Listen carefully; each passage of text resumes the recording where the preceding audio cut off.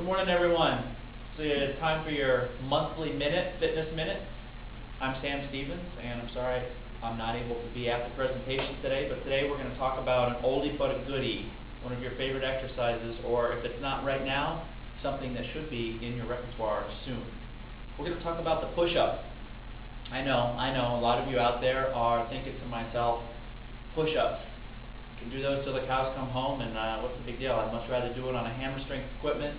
I'd much rather load up this puppy with a bunch of weight. I'd much rather use dumbbells. Push-ups are boring, but I'm here to tell you that I've been doing lots and lots of push-ups, and the variability that you have with a push-up far surpasses anything you can do on a bench press. Real quick, before we get started, quiz. What did you learn from last time regarding antioxidants? What is the best food to eat for getting your maximum dose of daily antioxidants and color? Anyone? Anyone? Mr. Warwick, no, I'm afraid Skittles is not it, but I'm glad you did remember. Anyone else? Indeed, it is eating the rainbow. I know, it's a little bit weird statement, but you want to eat all the colorful foods that are out there, get all those phytonutrients in there. All right, enough cheese ball for today. The push-up. Why do we want to use the push-up? Most people immediately gravitate toward this exercise right here, called the bench press.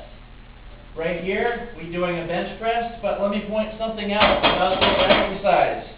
Quickly, the bar pushing down here, you have your shoulders, your body. How many exercises do we honestly do laying on our back? No smart aleck answers, please. Not many. However, once we stand up and we start to do a push-up, we get rid of this bench. Let's see what happens, okay? Push-ups. We're talking about scapular stability. Scapula, these things behind the shoulder that cause our humerus to insert into our connect to our rib cage. We're talking about core support.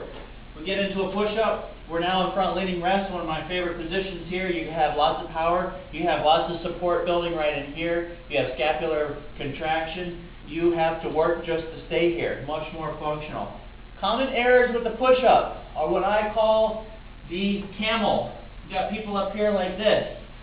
We have the seal. People doing like this. Really, what you want to be able to do? 3 points of contact. Your hands, your toes, and what I like to say is your sternum, okay? Watch. You go down, all the way up. Common errors are right here. How many people have you seen doing this? Lots of people. Next time you try them for added intensity, get right down, all the way down, all the way up, all the way down, all the way up. So, talking about form, that's it. Incomplete. The different form posture things. How can we make push-ups variable? Hand position. That is first. Normally, we would go right into wide grip push-up right here. And it's working one style of muscle group. It's going to work more of the pectorals, the shoulders. But if you want variation, put your hands close together right under your shoulders. Squeeze the elbows together. Same form right here. You want something different, bring your hands even closer. I know a lot of people are familiar with the diamond style push-up right here. Again, working different muscle groups, same form. You want some more variation? Turn your hands out right here. You have a whole new challenge just trying to get your hands out and up and out and up. Okay, so there's hand position. We're moving right along because I know you're starting to get antsy. You want to do some yourself. Foot position. What do we have with foot position? Normally, to make things more challenging, you might elevate your feet. So now you have an incline. But if you're looking just to be able to have a little bit easier push-up, elevate your upper body on your knees. You're right here. I'm trying to give all sorts of intensity variations. We're starting to really rack up the numbers here. As we keep moving along, foot position, you can get really complex and start doing one foot sort of stuff. So lift one foot up. Again, same form. Opposite foot up. You start doing a variation where you start to twist, do a bird dog. So you come up into a bird dog, come down, opposite bird dog, up, opposite bird dog. Start to get lots of, as you can see, breathing and metabolic intensity going on. I got about 4 more. Different variations. Dynamic push-ups. Let's add some ballistic, some motion to this. The first thing you can do is, I'll come back to that. It's called a T push-up. It's a T because you finish in a T position right here. Down, T. Obviously you're going to come back down into the opposite T. Down, up. Lots of support going on here. You can vary this by slaying your feet out, doing all sorts of different stuff with that. We start to get even more intense. Ballistic push-ups or clappers. Seriously, you are simply going to push the ground away, throw a clap in there, or one of my personal favorites is try to leave the ground entirely.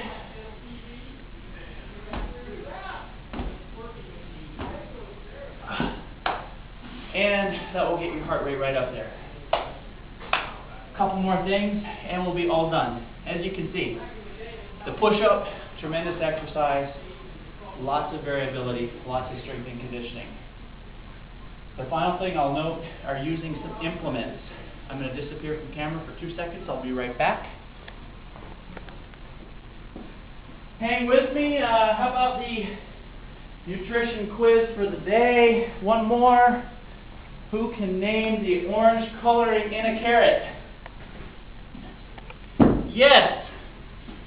Mr. Who do we have out there? How about Chief Hatchet? You're right. It's beta carotene. Nice work. Okay, moving right along. Implement. You can raise your hands, put them on dumbbells, and now we have some other ballistic and dynamics. We have a row / push-up. Very complicated. Actually, not complicated, very difficult. We also have, obviously, just put your hands in the dumbbells.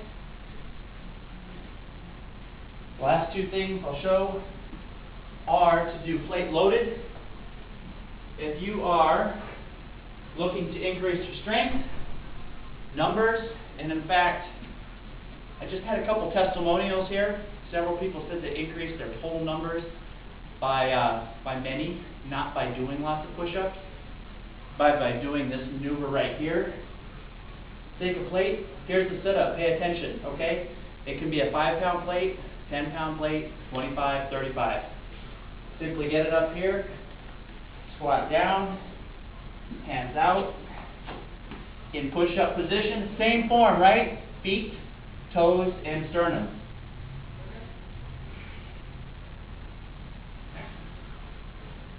When you're done, grab the plate,